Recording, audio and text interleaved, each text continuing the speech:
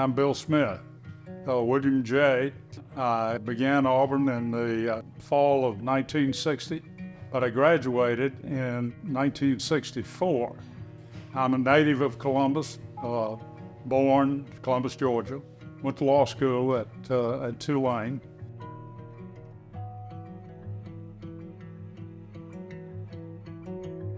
Graduated in 1966 with a law degree. 23 years old, so that may be a little young to start practicing law. You look for a little older person. In any event, again, I was open and I applied and was accepted to go through the training school to be an FBI agent. And it was great. I love the people I worked with. I love the work I was doing, but I wanted to come back home. And I returned to Columbus. I practiced law a couple of years. I wanted some trial experience. Took a job with the district attorney's office of the Chattahoochee Judicial Circuit. I thought I'd stay there a couple of years, get some trial experience, and go out and back into practice. But I fell in love with it. The district attorney got appointed as a judge by the governor, and I was appointed district attorney in January of 1978, which happened to be right in the midst of the Strangler crimes. But what a time to become the district attorney. Columbus had a series of murders of single women who happened to be between the ages of 59 and 89. During an 8-month period from September 1977 through April 1978. The women were raped, they were strangled. There was bleeding from both ears, and as you would look at the external canal or opening in the ear in an individual, there was blood in both of the canals on both sides. And the tongue was markedly swollen. There had been violent sexual intercourse consistent with rape. The presence of indelible marks around the neck are unfailing signs of strangulation. It was within a very small neighborhood in Columbus called Winton, which was where I grew up and where I lived at the time of the crimes and where I lived when I prosecuted the crimes. But it's a 1.5 square mile area right in the heart of Columbus. And then they stopped. We didn't know that was the last crime, of course. He didn't leave a note with in the last house and said, "This will be, you can go back to normal life." Everyone was expecting more. There'd been more, there'd been more. And they just stopped. It was a very tough time in Columbus. It upset the race relations because there was a presumption that the fellow was black when no one knew what race he was going to be. All burglaries almost stopped, if it was anything in this area, because the police were honeycombing the area. The GBI was called into Columbus, the Georgia Bureau of Investigation. The State Patrol was called in to assist. We had the sheriff's office, we had the police department, and they were literally, especially at night, just honeycombing this small area.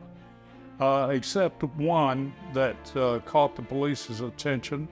There, an individual broke into the home. We now know it was, in fact, the Strangler, the same one who was committing the other crimes. He stole the keys to the man's car that was parked in the driveway without waking anyone, without disturbing anyone, and stole his car and took it back to near where we now know he was living at the time. Under the seat of the car was a pistol, a .22 caliber Ruger automatic pistol, and he stole the pistol from underneath the seat. The car was recovered, the pistol was gone. Here there was no attack, so it wasn't at the highest priority. It was just another burglary. They got the serial number of the weapon that was stolen. and he got a photograph of a similar weapon, put it in the newspaper, put it on TV. It was a good try. It was just one of hundreds of leads that they ran down, but it didn't work. Well, 6 years later, the owner of the pistol, who had lived in Dadeville, Alabama, moved to Savannah, and he thought, I wonder if my pistol was ever recovered. They checked, no, it had never been recovered, but it came to their attention because of another case they were working, and one of the detectives had worked the original case, and that's the one we thought might have been related to the strangulation murders. They ran it on what we call NCIC, the National Crime Information Center. It's a database of stolen automobiles, the weapons, the TV sets, etc., that are placed in a national database, and if they show up somewhere, then the law enforcement agency is contacted. They got a hit on it 6 years later.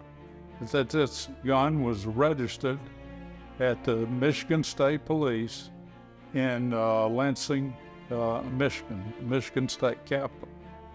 Michigan, it turned out, is one of only 3 states in the United States that requires handgun registration. They called the Kalamazoo, Michigan Police Department, told them what the circumstances were, asked them to go out and interview the man. They did this and got a call back from the Kalamazoo Police Department the next day and said, "We have your pistol." He said, "Have the pistol? We just asked you to interview the man." And said, "Yes." We went out and interviewed him. He was a local contractor, has no criminal history whatsoever. And he said, if this pistol's stolen and something's wrong with it, I don't want it.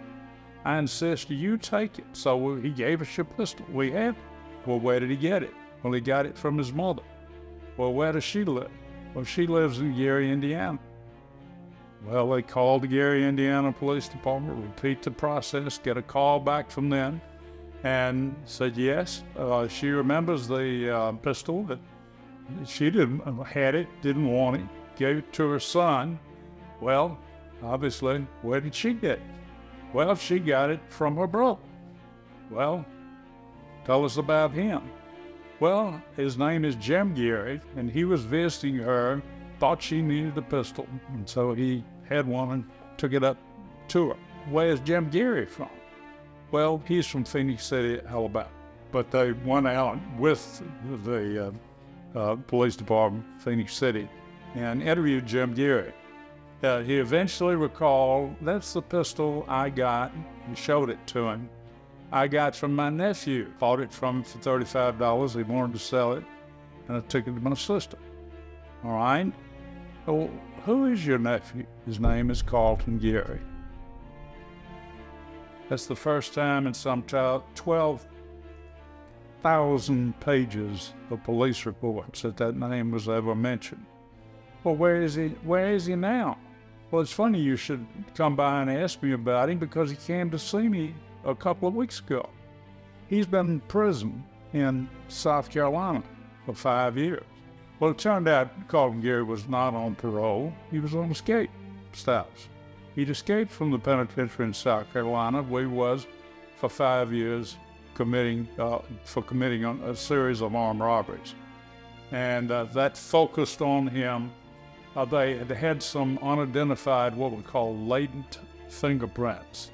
And they collected those from all of the sites of the homicides. His fingerprints matched with latent fingerprints from 4 of the different women's homes. I have seen this chart before, and I have verified it is one and the same. Is that the latent print here and the ink print was made by one and the same individual, being that of Carlton Gary. This man's fingerprint is found not outside the house. This man's fingerprint is found not in the living room of her house. This man's fingerprint is found on the door frame that goes into her bedroom. He made a full statement. The police couldn't shut him up. It wasn't a matter of getting him to talk. It was a matter of getting him to stop talking so they could catch up. But he said, yes, I was there. and I participated in the burglaries. But I'm not the one who raped or murdered these women.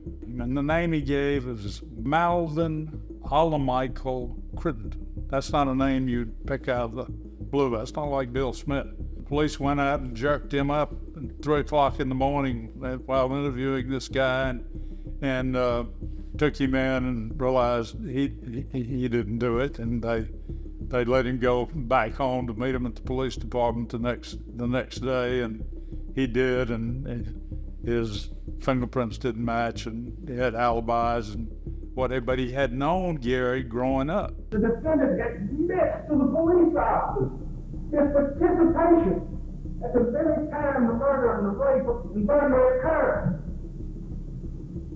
He admits it to the police. He committed an identical crime in Albany, New York in 1970 at age 19.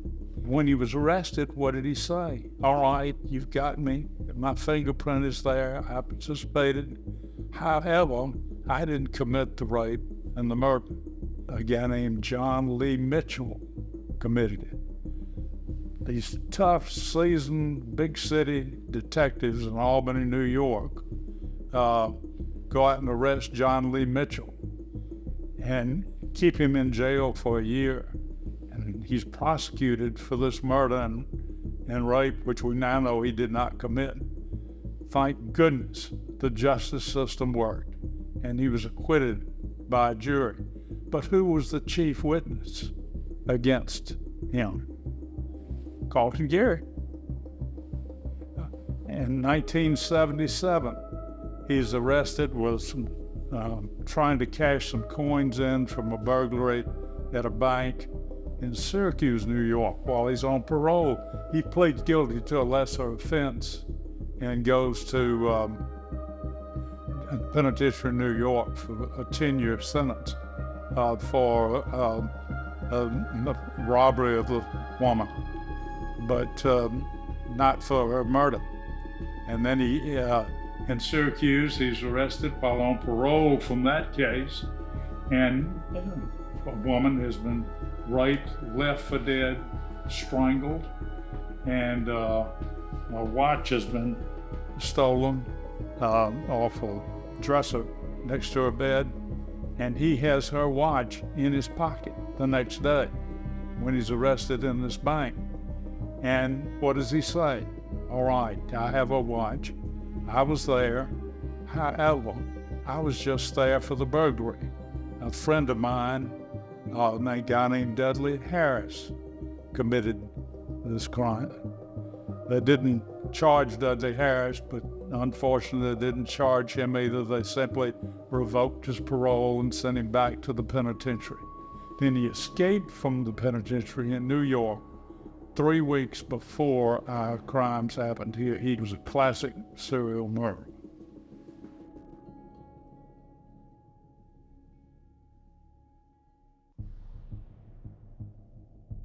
An intense investigation to arrest him began, and he was arrested in Albany, Georgia, 2 or 3 days after he was identified as a serious suspect. Remember, I asked you to look around the courtroom and state whether or not you recognize and can identify the person who attacked you that night. That guy right there. Don't you know that every night Mrs. Moore had laid her head down on a pillow and closed her eyes to go to sleep, that she could see the face of this man. It's not whether she can remember, it's whether she can help forget. It was the most important case, I think, in the history of the circuit, Chattahoochee Circuit. They also moved for a change of venue. Massive publicity ordinarily is the cause, and yes, we had that, but a change of venue is a right of the defendant. Well, I had wanted very much to try the case in Columbus and taken some actions that I thought would help us defend against the change of venue motion.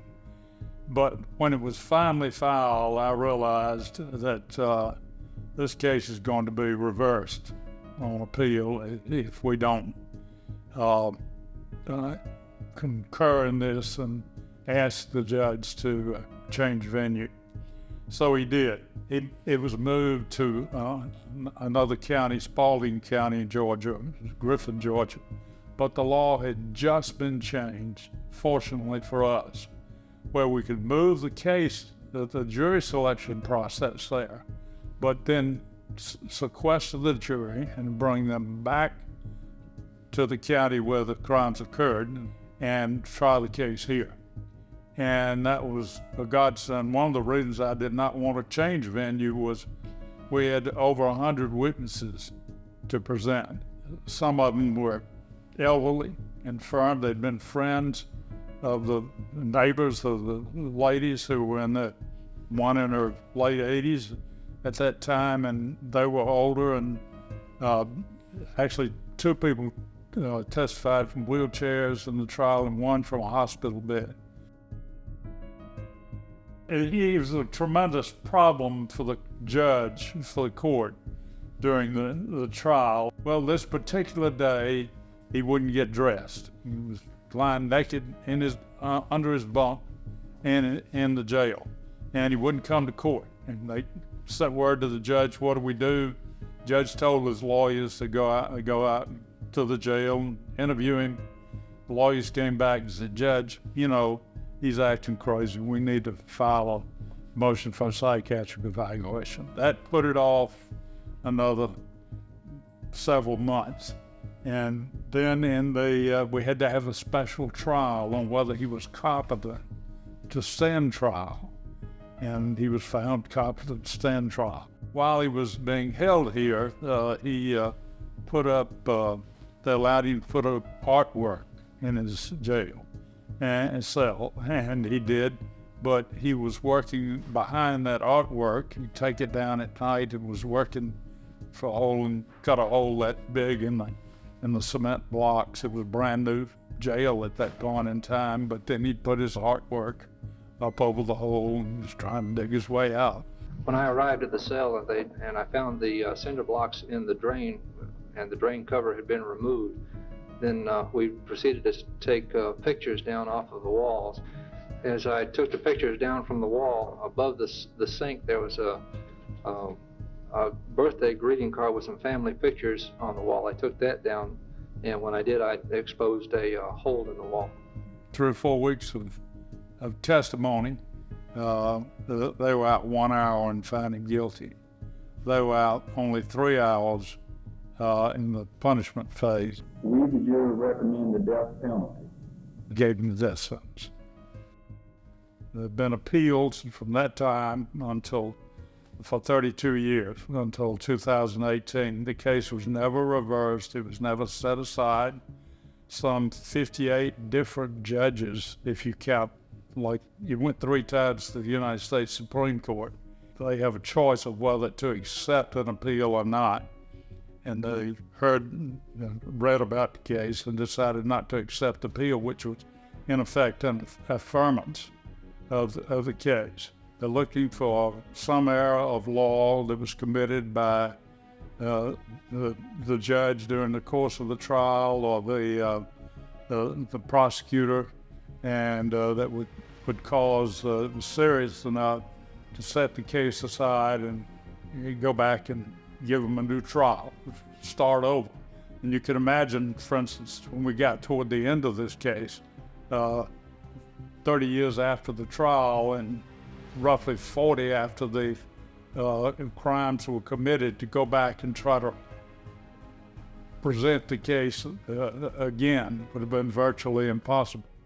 And it's further ordered that the said defendant, Carlton Gary, also known as Michael David, also known as Michael Davis, also known as Carl Michaels, on the day and time fixed by the Department of Corrections, within the time period fixed by this order, be electrocuted at the time and place in the manner herein provided by law.